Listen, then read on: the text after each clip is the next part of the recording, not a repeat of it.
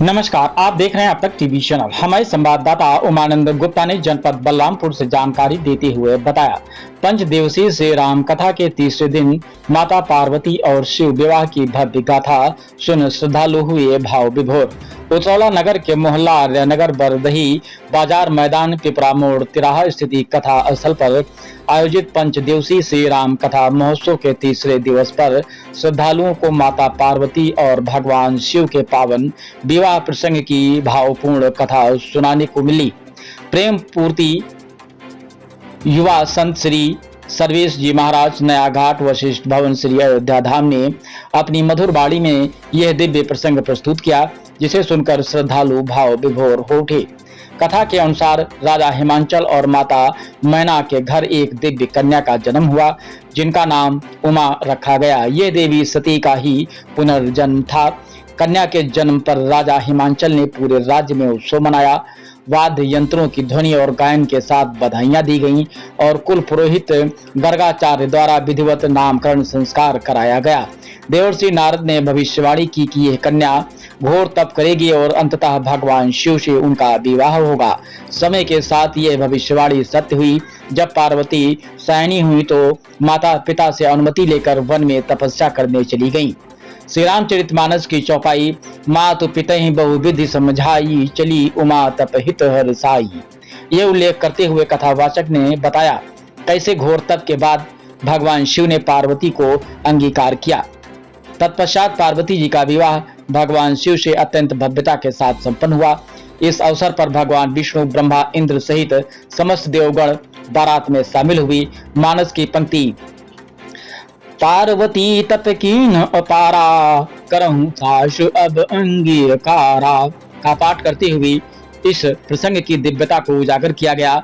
तीसरे दिन की कथा में नगरवासियों सहित आसपास के क्षेत्र से बड़ी संख्या में श्रद्धालु शामिल हुए।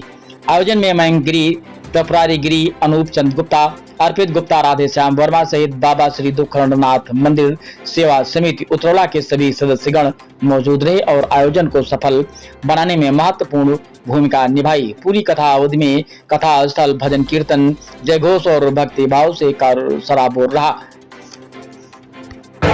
उनके पति का नाम था हरिलाल। माताएं बहुत विवेकी होती, एक बार जोर से आपको बोलना पड़ेगा, बोले काली मैया की, काला महारानी की।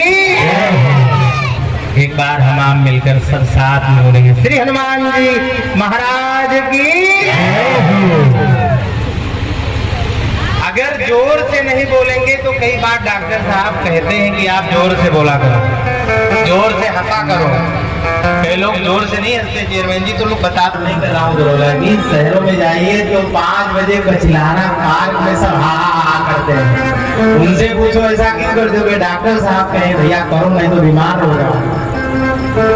बोलना पड़ेगा, इसलिए जोर से जयकारा शेरा वाली दा बोल सच्चे दरबार की। बहुत अच्छा। आज महाराज बारात पहुंची, दर्शन हुआ, ऐसे में थाल भी मारे भय के छूट गई और जब हाथ से छूट गई माँ भी गिर गई। सखियां उठा के अंदर लाई, जल का छीजन होश में। जब माँ होश में आई तब कहा बात कहूं क्या, कुछ भी हो लेकिन ये विवाह ना हो। क्यों विवाह नहीं? महाराज ऐसे दुल्हा मिले हो ना, ये विवाह कैसे, बारात वापस कराइए। मैना जी ने जब कहा तो सब सखियां एकदम आश्चर्य में पड़ गई। अब मैं पार्वती जी को क्या उत्तर दूंगी? और मैना जी ने कहा कोई समस्या दिखेगी। जिसने बताया था तो नारद जी को बुलाएंगे।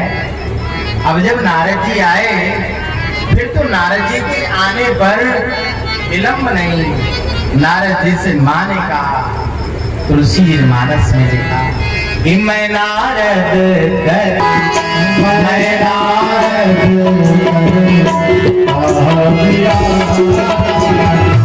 मैं नारद कर,